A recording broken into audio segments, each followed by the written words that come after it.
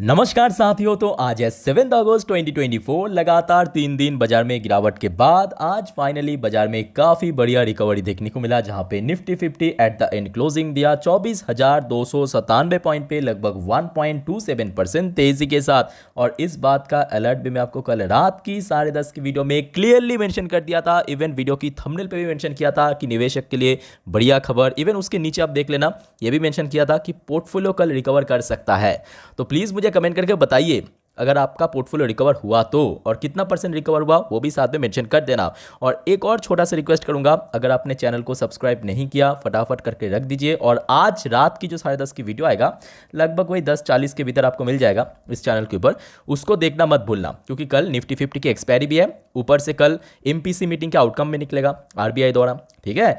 तो दोस्तों आज जो बाजार में रिकवरी हुआ, एक ऑल ओवर या बोल सकते हो कंप्लीट रिकवरी हमें देखने को मिला। चाहे हम बात करें यहाँ पे बैंक निफ्टी, आज तो फिलहाल बैंक निफ्टी की एक्सपायरी था, बट स्टिल बैंक निफ्टी थोड़ा सा वॉलेटाइल था, बट क्लोजिंग के समय एकदम से रिकवर किया, 0.75% ऊपर आके क्लोजिंग दिया। पर उसको छोड़ के बाकी जितने भी सेक्टर्स है, चाहे FMC सेक्टर की बात करें, मोर देन 1% रिकवर किया। उसके बाद IT सेक्टर में भी देखिए करीब करीब 1.5% के आसपास, बिकॉज ऑन लास्ट नाइट पे हमने देखा था, आपकी डॉ जोन्स की बात करें, नैस्डैक की बात करें, बहुत अच्छा रिकवरी किया था, है ना। उसके बाद देखिए MNC सेक्टर के अंदर भी बहुत अच्छा रिकवरी हुआ, खास करके Nifty energy sector special share ONGC आज देख लीजिए आज कितना बढ़िया तेज हुआ, है ना। 2% के ऊपर रिकवर किया ये सेक्टर भी। ऑटो सेक्टर में भी आज बहुत दिनों बाद, क्योंकि ऑटो सेक्टर लगातार ड्रॉप हो रहा था, खास करके बड़े auto company Mahindra, Tata Motors, Bajaj, TVS वगैरह, आज देखिए ऑटो सेक्टर के अंदर भी बहुत अच्छा मूवमेंट था। इवन अगर हम बात करें small cap, mid cap, PSU sector, all over आज रिकवरी दोस्तों देखने को मिला। और जिसके चलते देखिए आपकी पोर्टफोलियो भी हो सकता है कि आज बहुत अच्छा रिकवरी किया। अब आपके पोर्टफोलियो में स्पेसिफिकली मैं कहूँगा डिफेंस सेक्टर, रेलवे सेक्टर या रिन्यूएबल सेक्टर की शेयर्स है, इनमें से कोई भी सेक्टर की शेयर है, तो आई थिंक कि आज आपके पोर्टफोलियो मार्केट से ज्यादा गेनिंग के साथ क्लोजिंग दिया। और खास बात यह है कि इरेडा की शेयर, दोस्तों इरेडा एक ऐसे शेयर जिसको मैं एकदम डे 1 जब लिस्ट हुआ था तब से लेके अभी तक लगातार मैं आपको सजेशन दिया था कि भाई साहब इसको इग्नोर मत कीजिए। इवन कुछ दिन पहले तो हमने देखा था कि शेयर लास्ट डे, आप देख लीजिए ना, ये देखिए लास्ट डे कहाँ पे पहुंच गया था शेयर, ये देखिए 230-35 के आसपास आपको शेयर मिल रहा था, जबकि शेयर अपना ऑल टाइम हाई से ऑलमोस्ट 18-20% क्रैश हो गया था। तो आप समझ सकते हैं इससे अच्छा ऑप्शन तो हो नहीं सकता। और आज की डेट पे इतना बढ़िया खबर आया दोस्तों, आप लिटरली सोच भी नहीं सकते। शेयर होल्डर के लिए मैं बोलूँगा एकदम तैयार हो जाइए, एकदम एक नंबर अपडेट। तो आज की डेट पे देखिए इरेडा की शेयर देखिए आज 250 का आंकड़ा क्रॉस नहीं किया, थोड़ा स्ट्रगल किया, क्योंकि इमीडिएटली देखिए 5% मूवमेंट दे दिया, ये सबसे बड़ी बात है। और आशा रखता हूं कि सब कुछ अगर सही गया तो ये 250 का आंकड़ा ये भी क्रॉस करके निकल जाएगा बहुत जल्दी, ठीक है। तो आज की डेट में क्लोजिंग दिया 5.55% तेजी के साथ, एक बहुत अच्छा रिकवरी आज हमें देखने को मिला। तो देखिए इसके पीछे मेनली देखिए 2 रीजन है। एक तो देखिए आज ओवरऑल सेक्टरल वाइज, मतलब मैं PSU सेक्टर की बात कर रहा हूं, ओवरऑल सेक्टरल वाइज एक बहुत अच्छा रिकवरी हुआ, चलो उसका थोड़ा सा इंपैक्ट हमें देखने को मिला। और दूसरा वजह दोस्तों ये न्यूज है, कौन सा न्यूज, ये देखिए straight run IREDA plan to raise nearly 5,000 crore भाया FPO follow on public offering in February 2025। तो तैयार हो जाइए। और ये देखिए ये कोई अनऑफिशियल न्यूज़ नहीं है, ये स्टेटमेंट दिया कंपनी के खुद चेयरमैन ने। मैं आपको थोड़ा पढ़ के सुनाता हूँ उनके द्वारा क्या स्टेटमेंट में कहा, ये देखिए द चेयरमैन सेड, मतलब इरेडा की चेयरमैन क्या कहा, we are targeting to raise around 4,500 to 5,000 crore, 4,500 से लेके 5,000 करोड़ इन February 2025। अभी चल रहा अगस्त का महीने, सितंबर, अक्टूबर, नवंबर, दिसंबर, जनवरी, फरवरी, हाथ में 5 से 6 महीने है। We have already submitted the request to Ministry of New and Renewable Energy। यहाँ पे जो आप बोल सकते हैं एक टाइप का रिक्वेस्ट भेजा है, अगर अप्रूवल मिल गया तो डेफिनेटली हो जाएगा। So they will be forwarding it to DIPAM यानी department of investment and public asset management, ठीक है। तो कहीं ना कहीं देखिए एक बहुत अच्छी खबर आया है, और जिसके चलते ही आज हमने देखा कि शेयर्स के अंदर इतना अच्छा मूवमेंट देखने को मिला। दोस्तों आपको अब देखिए ये नहीं लग रहा है कि ये न्यूज़ तो कहीं सुना सुना लग रहा है, तो जी हाँ आपने सही पकड़ा, बिकॉज ये न्यूज़ देखिए एक तो आज, अब देखिए इस दोनों में मिक्स मत करना। अब ये जो न्यूज़ मैं आपको दिखा रहा हूँ ना, ये आज से कुछ महीनों पहले का न्यूज़ है। कब का न्यूज़ है पहले आप देख लीजिए, 22 मई का न्यूज़ है।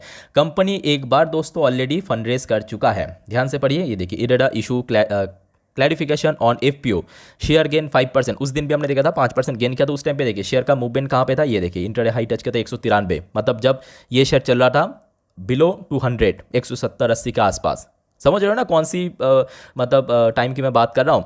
उस समय हमने देखा था कंपनी ऑलरेडी फंड रेज कर लिया था, और यहाँ पे देखिए फिर से 4,500 से लेके 5,000 करोड़ की फिर से फंड रेज करेगा। अब देखिए आपके दिमाग में जरूर तो ये आया होगा कि भाई साहब इतना फंड रेज क्यों कर रहा है, क्योंकि देखिए ये ऐसे सेक्टर में काम कर रहा है ना, कंपनी की हाथ में पैसे की ज़रूरत है। मेरे बात को समझने की कोशिश कीजिए, क्योंकि देखिए कंपनी क्या काम करता है, आप ज़रा सोच के बताइए कंपनी क्या काम करता है। रिन्यूएबल सेक्टर तो है, बट कंपनी बेसिकली फाइनेंसिंग का काम करता है, मतलब जो ब्याज की कमाई इसका मेन रेवेन्यू सोर्स है। मतलब दूसरे कोई कंपनी को लोन प्रोवाइड करते हैं, है ना, फंडिंग करता है, तो उसके लिए देखिए कंपनी के हाथ में तो पैसे की ज़रूरत है। वो पैसा कहाँ से आएगा, कंपनी के हाथ में जितने भी कैश था वो तो फटाफट फटाफट इतना डिमांड है कि वहाँ पे लगातार यूज़ हो रहा है, यूटिलाइज कर रहा है कंपनी। तो उसके लिए इसके पहले भी हमने देखा था लगभग 1,500-2,000 करोड़ फंड रेज किया था, और आगे भी देखिए फरवरी 2025 में डेट भी डिक्लेयर कर दिया है ना आपके चेयरमैन की तरफ से कि फिर से फंड रेज होगा। तो कहीं ना कहीं देखा जाए कि कंपनी के हाथ में ह्यूज डिमांड है, और जिस वजह से लगातार हमें इसके बैलेंस शीट में भी आपको ग्रोथ दिख जाएगा। इस बार भी आप देख लीजिए highest ever income company generate किया, भले इस बार हाँ थोड़ा सा मार्जिन के अंदर फॉल किया है, बट स्टिल कंपनी की प्रॉफिट जो है उसमें कोई बहुत बड़ा फॉल नहीं किया, बल्कि हाईएस्ट एवर प्रॉफिट दोस्तों कंपनी जनरेट किया Q1 पे। और सबसे बड़ी बात यह है कि कंपनी की जो एनपीए की परसेंटेज, मतलब non performing asset, gross NPA, net NPA काफ़ी हद तक ड्रॉप हो चुका है। देखिए अब देख लीजिए ईयर ऑन ईयर बेस पे ही देखिए, लास्ट ईयर का आंकड़ा ये है 3 पॉइंट समथिंग, इस बार देखिए 2 पॉइंट समथिंग पे पहुंच चुके। ग्रॉस नेट की बात करो 1.61 था, और नेट की बात करें इस क्वार्टर में कितना बिलो 1% पहुंच चुका है, 0.95%। तो आप समझ सकते हो कि एक अच्छी कंपनी अच्छी वैल्यूएशन पे मिल रहा है, तो आई थिंक इससे अच्छा मौका हो नहीं सकता। लॉजिकली आप सोच के बताइए, ठीक है। बट हाँ यहाँ पे एक और बात मैं ऐड करना चाहूँगा, जो भी आपको मैं बता रहा हूँ ना, ये शॉर्ट टर्म इन्वेस्टर्स के लिए ही नहीं है। अगर आप शॉर्ट टर्म इन्वेस्टर्स हो, आप चाहे तो वीडियो को अभी भी स्किप कर सकते हो, ऐसी कोई बड़ी बात नहीं है। मैं हमेशा बार बार बोलता हूँ लॉन्ग टर्म इन्वेस्टर्स के लिए परफेक्ट शेयर है। आपको मिनिमम 3 से 5 साल देना पड़ेगा, मैं आपको लिख के देता हूँ 3 से 5 साल देना पड़ेगा, क्योंकि देखिए शॉर्ट टर्म में कुछ भी हो सकता है। आज जो 250 का शेयर चल रहा है, मैं सपोज आज आपको बोला कि भाई साहब खरीदे, और कल आपने देखा 200 में पहुंच गया, तो आप फिर से आके कहेंगे कि सर आपने तो फंसा दिया मुझको। देखिए मैं कौन सी पॉइंट ऑफ व्यू से बोल रहा हूँ उसको ऑब्जर्व कीजिए, उसको समझने की कोशिश कीजिए। हाँ तो मैं बोल रहा हूँ लॉन्ग टर्म में देखिए आज की डेट पे इतना अच्छा कारोबार था, देखिए कल के लिए यानी 8 तारीख के लिए ऑलमोस्ट 70,000 के आसपास शेयर भी पहुंच चुका, मतलब एम ऑर्डर लग चुका है बाइंग साइड में। आज वॉल्यूम भी एक डिसेंट टाइप का था, 2 करोड़ के आसपास शेयर ट्रेड हुआ। डिलीवरेबल परसेंटेज एक डिसेंट था, बहुत ज़्यादा भी नहीं था बहुत कम भी नहीं था, 23.71% के आसपास, ठीक है। ओके दोस्तों देखिए जितने भी इंपॉर्टेंट अपडेट था आपके साथ मैं शेयर कर लिया। अब चलिए थोड़ा सा मैं आपको टेक्निकल चार्ट पैटर्न को लेकर चलता हूँ। तो दोस्तों अभी आपके सामने मैं ओपन कर लिया इरेडा की लास्ट 3 महीने की कैंडलस्टिक चार्ट पैटर्न। शुरुआत करेंगे एनालिसिस, बट उसके पहले दोस्तों अगर आपको वीडियो अभी तक अच्छा लगा, इन्फॉर्मेटिव लगा, प्लीज़ वीडियो को लाइक करके जरूर इनकरेज करना। अच्छा दोस्तों एक और बात मैं बोलना भूल गया, आज ना NHPC की रिजल्ट आउट होने वाला है। लास्ट टाइम जब मैं चेक किया था तब तक आउट नहीं हुआ था, आई थिंक कि शाम के वक्त आउट हो जाएगा 7:30-8 के भीतर ही।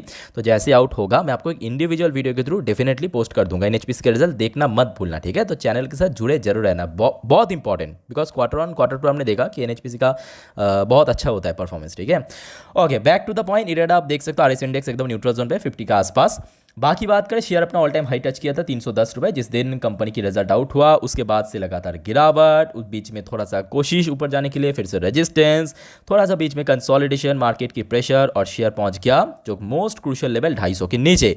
अब जो सवाल ये आ रहा है कि देखिए मैं आपको पॉइंट बाय पॉइंट बताता हूँ, पहले रेजिस्टेंस, सपोर्ट, फिर से एंट्री पॉइंट, और क्या आपका आगे का रणनीति हो सकता है, ठीक है। तो सबसे पहले चलिए हम बात करेंगे स्ट्रॉन्ग रेजिस्टेंस पॉइंट कौन कौन सा है। तो देखिए इमीडिएट, क्योंकि 250 का आंकड़ा इसके पहले बहुत बार सपोर्ट दिया था, तो इमीडिएट मैं बोलूँगा 255 से लेकर 250 एक बहुत अच्छा रेजिस्टेंस पॉइंट है।